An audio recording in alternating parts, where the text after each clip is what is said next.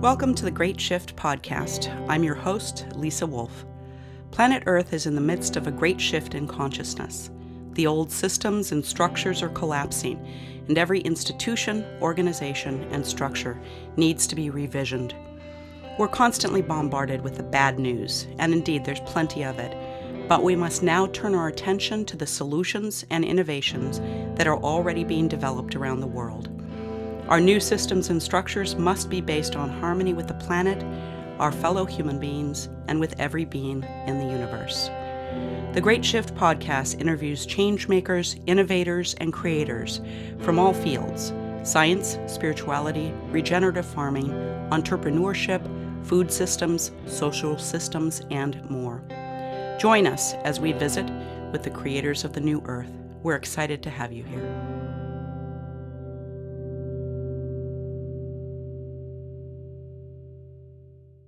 All right, welcome to The Great Shift. And on our show, we like to talk about the great paradigm shifts that are taking place on the planet right now. And to me, one of those major shifts needs to be emotional intelligence within the collective consciousness. And so I'm really pleased today to have a friend of mine who is Seryna Myers. And she's a sacred soul mentor, author of the book Sacred Anger, and creator of the Lightwalker's Path podcast. Her divinely guided coaching supports recovering people pleasers, dig into how they really feel, including uncomfortable emotions like anger, guilt, and shame. This helps them to bring more of what they truly desire into their life so that they can align to living with purpose on purpose.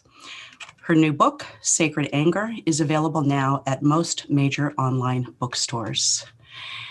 And welcome, Seryna. I am so glad to have you here. It's such a pleasure.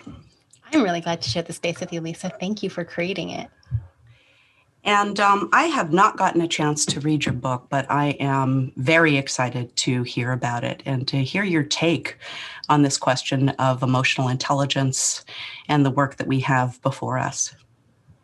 It's funny that you mention it and the shifts that are taking place right now specifically, because when I first started to write Sacred Anger 3 years ago, I stopped partway through, and part of it felt that like the world needed almost like a prerequisite to this book.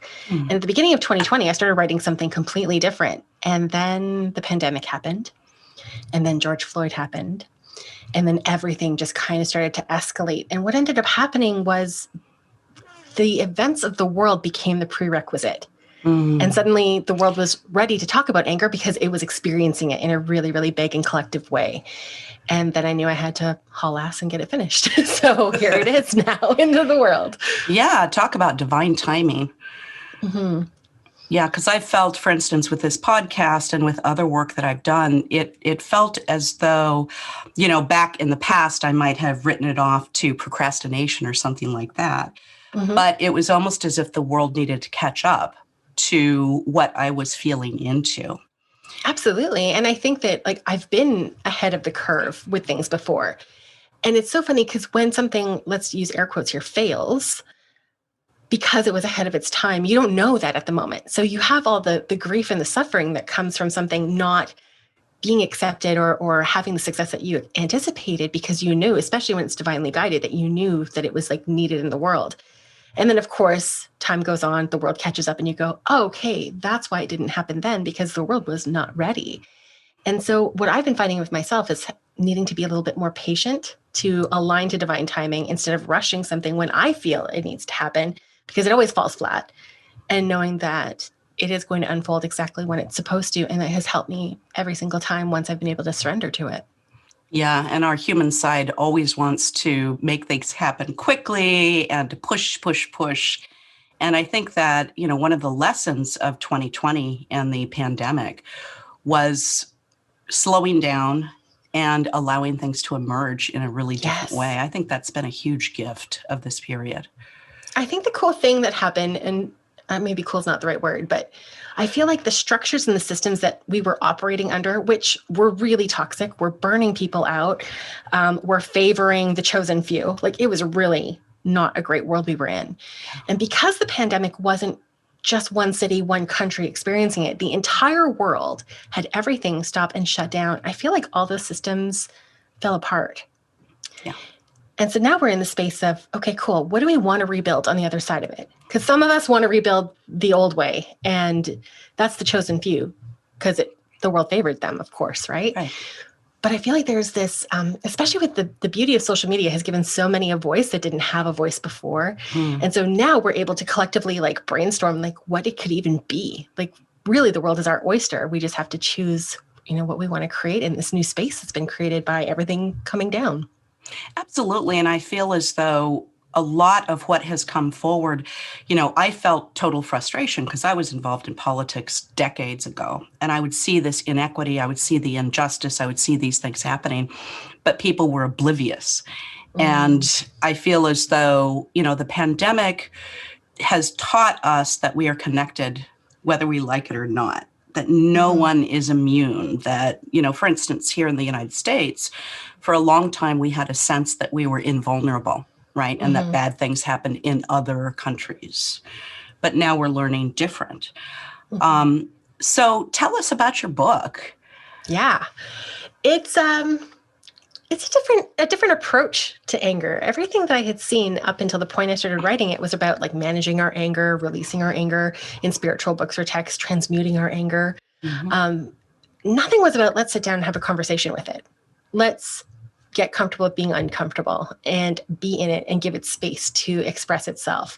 Find ways to be with it in a way that isn't destructive, so that once you are on the other side of it, once you've released it, transmuted it, whatever, you can then sit down and say, what did I learn from this? And what was it here to teach me? I really believe that it's not a low vibe emotion. Despite what some people might say, I think that it's actually a really necessary lesson for someone coming in as a human at this time, particularly at this time. Well, there are plenty of things to be angry at right now. And I feel as though, in particular, women are taught to not express anger, right? I know that in my, ex-marriage, anger was an emotion that was just not allowed, right? Basically, my ex would shut down and literally turn away from me and give me the silent treatment if I expressed anger. And so that taught me to really tamp it down to the point where it would explode, right? I was known as being a person with a bad temper. But it was that continual pushing back, and not being able to express it. And I think that that's true for many, many women. Yeah. And a lot of times it's coming from our partners. A lot of times it's coming from our childhood. And because of the systems that we've been operating in, a lot of times it's like internalized silencing, that we just think that we're more likable, we're more accepted. It's better to be quiet and to blend in than it is to actually speak up and be seen. But the thing is that we're having this quiet, aside from the explosive part, which of course happens because we bury it until it comes out. So then we're not actually in control of that expression of it because it's exploding spontaneously. But aside from that, there's also this this heart craving for wanting to be heard, even when it's not about your anger, wanting to make impact, but being afraid of being seen.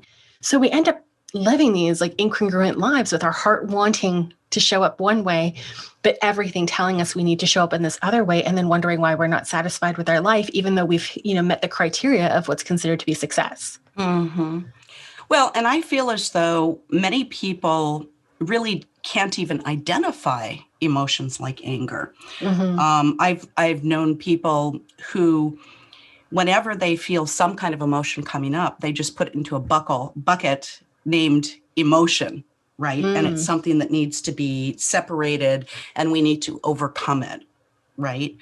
So, I had a client once who, that was back when I was a personal trainer, and she was in a really unfulfilling job.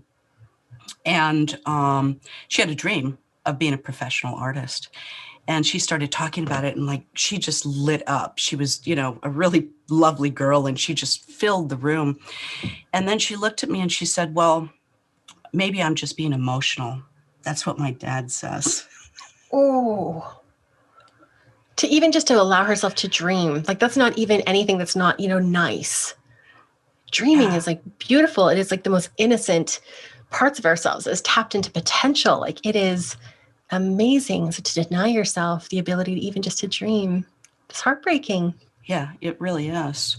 And Mm-hmm. I think that a lot of emotions, because we're not educated, right, in schools to identify Mm-hmm. what they are, to come up with constructive ways of working with these emotions to understand what's behind it.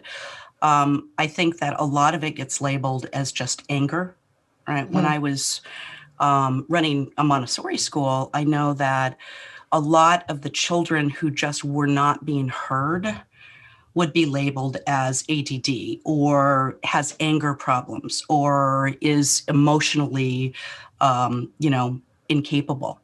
Mm-hmm. And so I'd love to And hear. medicated as well. Not just Absolutely. the label, but medicating them instead of allowing them to just actually have emotions. Yes, exactly. And, I don't know if you know this about me, but I was prescribed Ritalin when I was Oh, I 8. didn't know that. Yeah. Mm.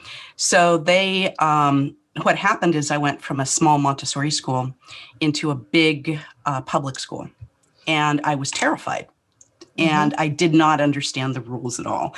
I didn't understand Mean Girls. I didn't understand any of that. And so they put me on Ritalin as a means to get me to comply. I mean, I was a very quiet person, so it's weird that they would do that.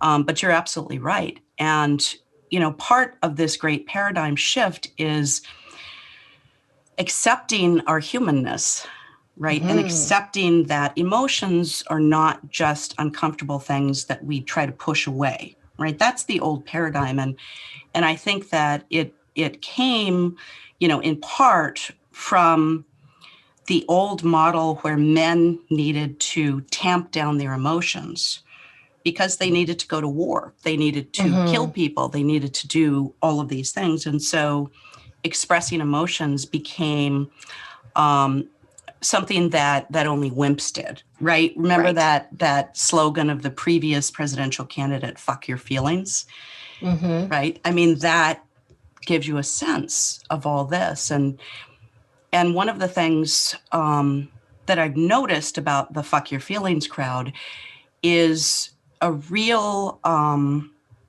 coldness, right? And a lack of compassion. Because there's total detachment there Yeah. because they're not allowed to feel. Yes, Mm-hmm. exactly. So I'd love for you to talk a little bit more about that. Yeah, it's a lot of my work ends up being around self-love and self-acceptance. Mm.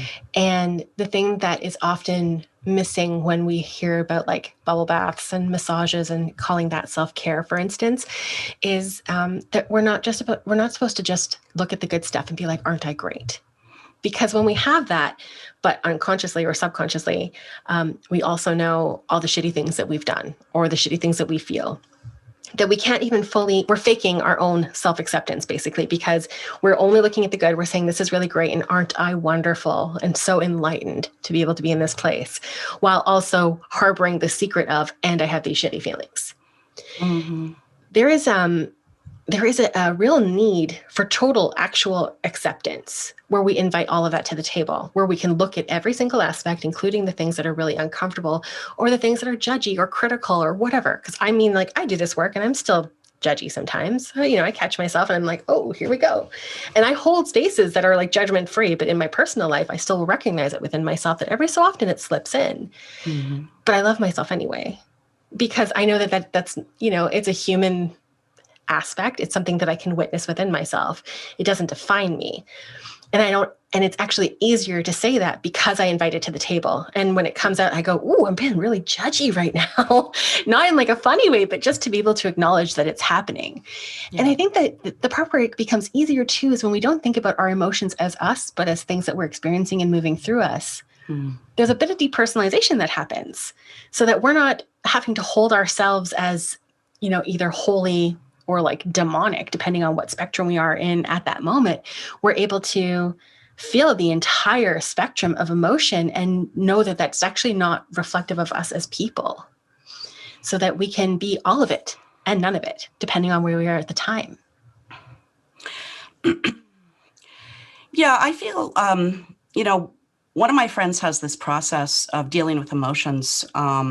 It's Nora Harold, and she's a spiritual teacher. And she has this little process called FOAL, where she says, feel the emotion, observe it, right? Acknowledge that you're a human having this emotion, accept that you are having this emotion, and then love yourself. Oh, I love that. That's really beautiful. It's really close to the strategy that I have in Sacred Anger as well, which is identifying the emotion so that you can actually even recognize that something is happening at all. Yeah. And actually acknowledging what it is that you're feeling. And it might be anger, but it might also be anger and a whole bunch of things that were less comfortable than anger was. So anger becomes the mask of that. Then it's creating the space to actually feel it. I say, give yourself the space and the grace. Mm-hmm. After you've felt it and really like immersed yourself in it for a little while and just allowed it to be, then get onto the releasing, which is where we always try to get to first, because we don't want to spend that extra time of like really actually being with our uncomfortable emotions. And then I feel like once we've released it, then we do the reflection. And what I found was whenever we tried to change up the order of this process, when we jumped right to moving it, we lost the richness of the teachings that come from the experiencing of it. And if we go from the experiencing of it, but we try to get the lessons and the reflection before we've gone and done the work of actually moving it, we're still too in it. So we're really only getting stuff at the surface because that's what's accessible, because we're still running through those emotions at the time. Mm-hmm. But once we've let it go, once we've felt it and then let it go, then we can sit down and say, okay, what just happened there? Like, why did this happen? Where has this happened before? What buttons is it pushing within me? What is it showing me that I really value? What is it showing me about my boundaries? Like, there's so many different layers to why anger comes up for us. Mm-hmm. But if we try to jump right into the, what did I get and what is the sacred lesson in here, then we miss out on the experience, and we're not even doing it justice because we can't get there without actually really being in it. Mm-hmm. Absolutely. In the last year, we've seen a lot of gurus fall, right? We've seen all kinds of gurus being unmasked in the Kundalini community, various yoga communities, and so on. And I think that this is tied into it because we as a society want to have gurus and celebrities to look up to who are considered to be perfect, right? And the minute that they express their humanness, they have this fall from grace. And I think it's very important for us to see this and acknowledge that, there are no gurus, because it gives us the permission to be leaders without being perfect.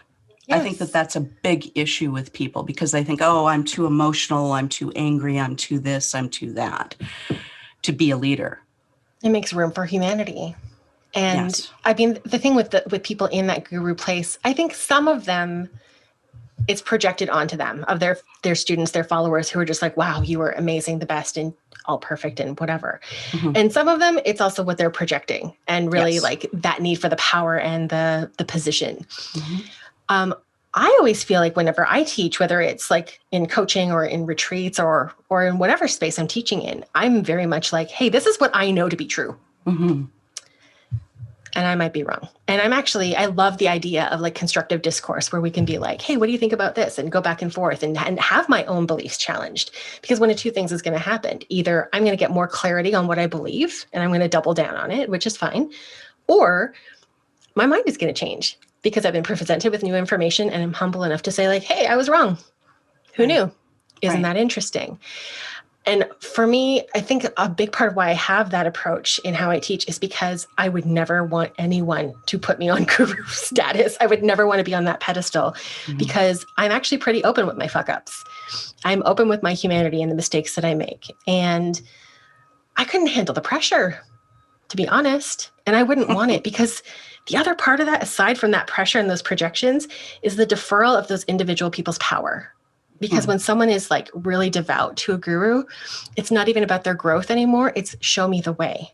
Yes. And I don't know the way. I know my way and I'm happy to share my way, but I don't want to be responsible for every single person for their individual ways. Mm-hmm. Like they know better. And I trust that they know better than I do Mm-hmm. what they need for themselves. And we should always be the captains of our own ship. Right. But I mean, we are also living in a capitalistic society that wants to make us believe that we don't know what we need and we don't have what it is already because somebody wants to sell us something. So the more we can return to that knowing and encourage others to return to their own knowing, Mm-hmm. the more we become the captains of our own ship. Absolutely. And, the old model was there was somebody on top, right? There was the 1% or there was the celebrity or whatever. And it was, in a way, a vertical model, right? Because it comes down and we're just parroting what they're saying. And I think we're shifting into a horizontal model and a model of collaboration, right? Where we recognize that other people are human and they have their own faults, but we can learn from them. So, I find that really, really exciting. I think the only thing that's tricky about it, and I see it happening too, and it is really exciting, but the people who were in that vertical model, some of them are pretty invested in their positions of power. So it's also going to be an invitation for them to be able to step onto the horizontal plane or be left behind, frankly, because people are coming into their own and they are waking up. Absolutely. Yeah. And, as I always say, all of these people, all of their money and all of their power is not more powerful than the creative, generative, evolutionary process of the universe. Yes. And all of these people, they think that they know exactly what's going on, but really the events of the last year or so has proved that that is not true, that nobody really knows what's going on. And the only way forward is this collaboration. Collaboration is such a funny thing. It is so beautiful. Like even the spaces that we've met in, so much collaboration happens. But it is, again, I come back to that word willingness. It is really a willingness to not be the one. You know what I mean? To be able to say, like, this is what I can bring to the table, and someone else can bring something else that might be completely different, but that we can together enrich each other's work and make something really beautiful. And to be able to be witness of that is amazing. To be able to be part of it is amazing. But I also recognize that when we have like that hierarchy, the people at the top aren't collaborating. They are pretty invested in being at the top. And this is why I say they're either going to have to get on the horizontal plane or be left behind, because people don't want gurus anymore. Yes. They don't want to necessarily just bow down and kiss the ring. You know what I mean? There really is this desire to be a part of something. And when we have that kind of horizontal hierarchy, like you were talking about, or the vertical hierarchy, there's a buffer between them and their people, because that's how the power happens. But the people, especially after the pandemic, people are craving connection. They're craving community. They're craving shared intimate space. And so long as that buffer is there, those people cannot participate with their communities in the way that they need. And that's why the communities are seeking out the horizontal, because they're looking for situations where they are not just a number, where they are a valued voice.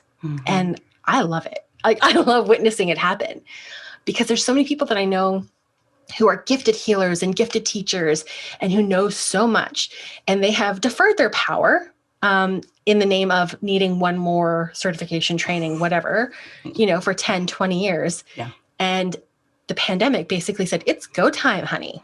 Absolutely. Let's do this. And so now I'm seeing all these voices come out and like claim the light that I've seen in them all this whole time. And now they can see it too. And I'm like, oh, it's happening. It's disruptive and it's fucking beautiful. I love it so much. Absolutely. Yeah, it's gorgeous. And we couldn't have done it without the internet. It's just such a beautiful convergence of all of these different factors. So if you could sum up what someone would do, I mean, if I were thinking that I had anger problems, right? And I came to you and I hadn't read your book, how would you suggest that I approach it? Right? Do you have a little formula for approaching anger? I don't have a formula, but I can tell you two things that were the start of my journey. Actually, one that was the start of my journey and one that I learned way later and I wish had been at the start. The one that I knew from the start was just to be able to observe, and in particular, the things that are going on in your head. Mm-hmm. I had no idea how critical my inner world was. And I also didn't know that my inner world was not me. And when I could start to observe it, I started recognizing that I wasn't my thoughts were happening.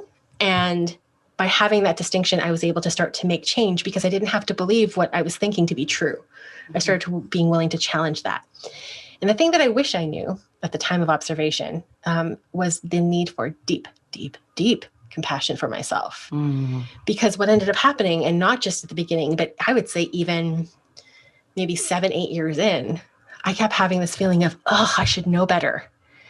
And I couldn't just take the lessons as they were being given to me and as they were being revealed. There was this lesson and immediate criticism of myself for not already knowing it. So the compassion is huge because we are unlearning a lifetime of programming of what is acceptable. Yes. This isn't something we picked up one day and then decided to adopt it as our truth. So it's in our DNA. Well, that's the thing. So we're untraining all the stuff we've learned consciously in this life, and then all the stuff that our ancestors have experienced, and all the stuff we've had happen in past lives. Like, it's a lot of baggage. And we're expecting it to be over in 6 months? Like, come on now. I know that my relationship with anger is a lifelong journey. Yes. I know that's not a destination I'm going to arrive at, that it's something that on some days I'm going to win, and on some days I'm going to be an angry asshole, and I'm going to have to pick up the pieces and say, I'm sorry. And I'm okay with that. It doesn't matter how zen and spiritual you are, you're going to get angry. There are going to be bad days. It doesn't make you a bad person. Yeah. It means it was a little rough that day. And the next day you can try to do better. One thing that I have noticed personally is that when I used to just avoid anger, right? Because it would get me the silent treatment or whatever. And what I realized about it, though, is that when I go through that process of figuring out what I'm really feeling and having compassion for myself, I find that the energy of anger really transmutes, right? When I do the work, I'm not talking about spiritually bypassing it. Right. And it becomes motivation. Yes. It's fuel. This is why when people say that it's low vibe, I'm like, have you actually been with your anger? Anger is very high vibe. It is forward moving. It is clarity. Like, it shows you what's really important and what's burning inside of you. Like, it's passion. It's really, really beautiful fuel if we allow it to be. That is the trick.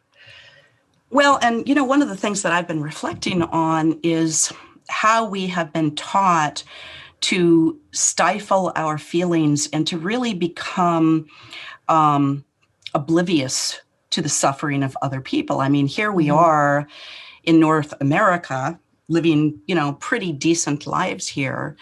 And yet more than half the planet is hungry, right? Is going through war and so on. And I think that part of us tamping down these emotions is made us not compassionate, right? For the world's suffering. And in fairness to humans in any kind of Western society as well, we are also seriously inundated with information all the time. So our nervous system does have to check out a little bit just to be able to be a human in the modern era. Yes. Then on top of that mental checkout, and I'm talking literally about the nervous system and being a little bit dissociated to be able to just, function in high society. Then we have all of that conditioning on top of that. And there is really this removal and we just accept it as true. Oh, it's a dog eat dog world. And it's well, that's one way of doing it. It's certainly the way we've been doing it, but it doesn't mean it's the only way that we have to do it. Well, I really feel as though humans need to gain back our compassion and understand that these emotions are part of the richness of being a human being. And sorry, go ahead. Go ahead. Well, I was going to say, I think that's possible when we start to do that work for ourselves, because then we're able to let the guard down. When the guard comes down, we're able to feel everything with more richness, including our connection to other people. But so long as that guard is up and we're shielding ourselves from the world, whether it's our own emotions or anyone else's, we can't feel things to its full extent and its full richness. Yeah, absolutely. And then, why are we even here? Because we're not fully human, and we're not as difficult as it's been over the last year, right? Just absorbing everything that's going on. It's also given me a richness to my existence, and I feel so much more alive, really, as a result of this. I love that. And I think a lot of people are feeling the same way. This is, I can't use the term the Great Awakening because it's been, taken over, but it is the great shift in consciousness. And I think that, it's funny because certain people in the spiritual community, they're like, oh, shift in consciousness. We're going to be 5D. We're going to transcend all this. And I'm like, no, it's sinking more fully into this experience. It's actually being human. Yeah. And I think it's the work that we came here to do. It's almost like someone hit the giant reset button and said like, this wasn't working. You guys were here to do something completely different. And now you're all staring at your phones and you're not even talking to each other over dinner. What the fuck, humanity? You know what I mean? And then this massive shakeup has happened. And I am trivializing something that has cost, thousands of people their lives. And I don't mean to be flip about it, Right. But we as a whole needed a change. And I wish it didn't come at the cost that it came at, both economically and the lives that have been lost and everything else that has happened, like beautiful, businesses and stuff that I have completely treasured for, decades have shut down, and it's heartbreaking. Yeah. And the people behind it, their livelihoods, like all of that. Yeah. But also this was so badly needed. And I don't try to bypass it either. Like I feel like I'm living both of like the grieving for what was in terms of the good stuff that's gone now, and also the appreciation for what is and the potential that's in front of us. Yeah. Yeah. No, I'm throughout this entire last period, it has been just such a deepening of humanity in general. I've seen so many people become compassionate. And I know that I've learned so much about myself and about my listening. And I don't know, I guess it's like personal development, because I remember I actually wrote in my journal when I was 18, is it necessary to experience the lowest depths, right, in order to have these spiritual breakthroughs? And I still haven't fully come to a conclusion on that, because it seems as though people need an illness, right, or a tragedy, or hitting bottom. And I hope that doesn't have to be the case in the future when we have emotional intelligence. But at the moment, that was what it took to break the matrix for so many people. And if we look at the people who are the most vocal about their transformations, and particularly in spiritual spaces, they all have that breakdown to breakthrough. Like that is their journey. What I think is really cool, though, is the generation that's happening right now of conscious parenting. And so now we have these kids who, on a DNA level, have the experience of those traumas and those breakdowns, but also that the breakthrough is possible, particularly when that has happened before the mother has given birth to this child. And then they're being raised in environments that are filled with consciousness in ways that didn't happen before. And so before I would have witnessed that happening, I probably would have agreed with your 18-year-old self and been like, yeah, I think we might need to go through the shits to be able to get to the other side. But I don't know that that's true now, because we have the people who've been there, done that, raising kids who don't have to be there, do that, and still be able to rise. Right. That's my hope anyway. Well, and the work that we've done on the collective, all of us who have done the personal development, who have done the healing, who have done the energy work, this has helped to clear it out too. I mean, Gen Z is amazing already. And just imagine what the next generation after that, they just don't have the same encumbrances that we do. Yeah. It's so beautiful to witness it in motion, because they are a generation of action takers. Yeah. There is a lot of talk, but there's a lot of talk backed with action too. And And they just have the belief in what's possible. Whereas we have to like almost like borrow belief. Like we have to act as though it's happening and then hope for the best. Whereas they're just like, well, yeah, obviously it's there. They see it better than we do. And they have that clarity. It's beautiful. Yeah. Yeah. Well, Seryna, I think I could probably talk to you for a couple more hours. But... Likewise. And maybe we can have you back on later. But it's been a great conversation. I really, really appreciate you being here. Thank you for having me. Yeah. All right. Thank you. Take care.